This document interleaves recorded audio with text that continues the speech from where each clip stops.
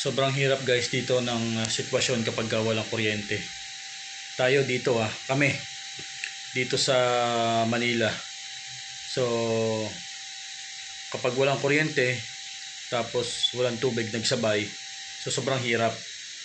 Pero wala nang masihirap pa sa dinadanas ngayon ng mga kababayan natin na siyang tinamaan or na landfall itong bagyong Uwan.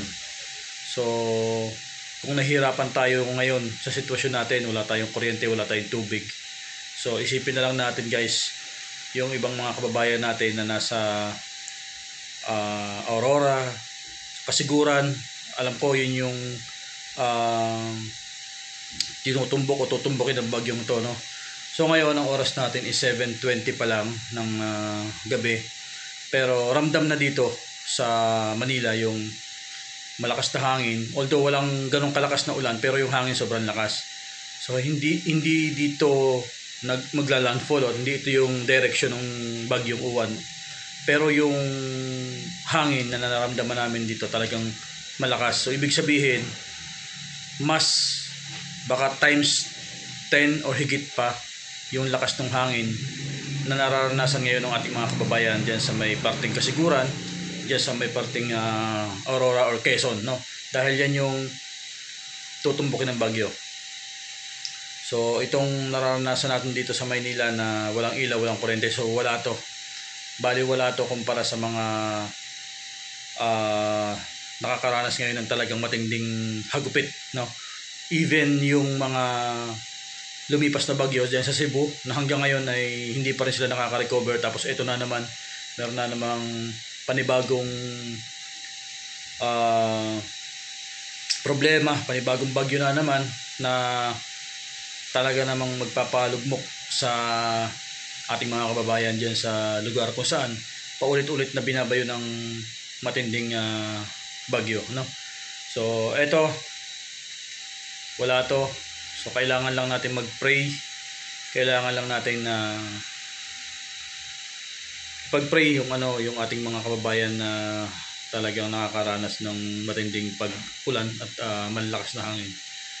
So nakakalungkot lang kasi sa kabila ng nangyayaring ito, tuloy-tuloy pa rin yung bangayan sa social media. Tuloy-tuloy pa rin yung mga pagpaplano ng ibang mga nasa gobyerno na para sa kanilang pansariling kapakanan. Tuloy-tuloy pa rin sila sa pamumulitika, no? Wala silang ginawa kundi mamulitika sa kabila ng nangyayaring ito, nangyayaring kabi-kabilang sakuna dulot ng mga bagyo na dumadaan sa atin. So sana po sa lahat ng mga nasa gobyerno, sa lahat ng mga nasa pwesto na sumasahod or nakikinabang sa pera nitong mga taong lugmok na sa mga panahon na to, sa mga taong nagbuwis ng buhay para lang magkaroon kayo ng magandang sahod diyan sa inyong kung saan man kayo or kung ano man yung posisyon sa gobyerno. So hindi lingid sa ating kaalaman sa lahat na yung inyong sinasahod na at kinukurakot, no, yung sinasahod ninyo, bukod yung sinasahod at bukod yung kinukurakot ninyo diyan sa gobyerno, lahat po yan ay may ambag itong mga taong lugmok, mga taong namatayan, mga taong hanggang ngayon hinahagupit pa rin ng kalamidad. Nakakalungkot, no, nakakasama ng loob kasi sa kabila nitong imbis na tumulong, imbis na kayo ay magkaisa para makapag-isip kung ano ba talaga ang pwedeng gawin or makapagbigay ng tulong, pero sa kabila ng lahat may mga lumalabas pa na balita na aarestuhin ng ibang lahi na naman ng ating mga kababayan, aarestuhin na naman ng ibang lahi yung mga Duterte supporters, no? So tama na, tigilan nyo na yan, tigilan nyo na yung pamumulitika ninyo. Ano pa bang gusto nyo? So nandito na tayo sa panahon na kailangan gumawa naman kayo ng maayos, ng mabuti. Gumawa naman kayo ng tama para sa inyong mga kababayan. Hindi puro pera, hindi puro posisyon, hindi puro pamumulitika. Tapos na. Andito na tayo sa kalamidad na kung saan bumabagsak na ang Pilipinas. Hindi ba kayo na aawa sa mga kababayan natin na hanggang ngayon, ilang linggo na nakakalipas, nagdadalamhati pa rin sila. Ilang linggo na lumipas, buwan na lumipas, lugmok na lugmok pa rin sila. Yung iba walang matulugan, walang makain. Tapos kayo dyan sa gobyerno, nagbabangayan. Kayo dyan sa gobyerno kung ano-ano ang inyong naiisip para lang ikababagsak ng inyong mga kalaban. Grabe. Ang tindi ng gobyerno natin, guys. Sa kabila ng mga sakripisyo ng ating mga kababayan na ngayon ay lugmok na lugmok. Sakripisyo para sa atin sa Pilipinas, para sa bayang ito.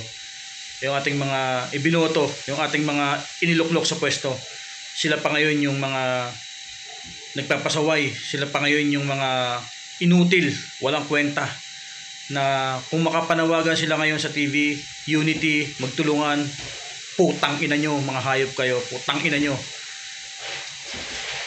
Kahit sino sa inyo dyan sa gobyerno, lahat ng nasa gobyerno, mga PI kayo, sana kayo na lang yung nasa sitwasyon, sana kayo yung nakikita namin na nasa sitwasyon ng mga taong nasa ibabaw ng bubong, ng mga taong umiiyak, mga taong walang magawa kundi magantay ng tulong ninyong mga hinayupa kayo dyan sa gobyerno.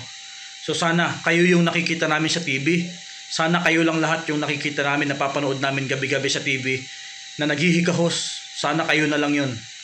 Hindi na lang sana itong mga taong walang kamuwang-muwang, mga batang walang kamuwang-muwang, mga tao na pilit nagbabaka sakali na maging maayos itong ating bayan.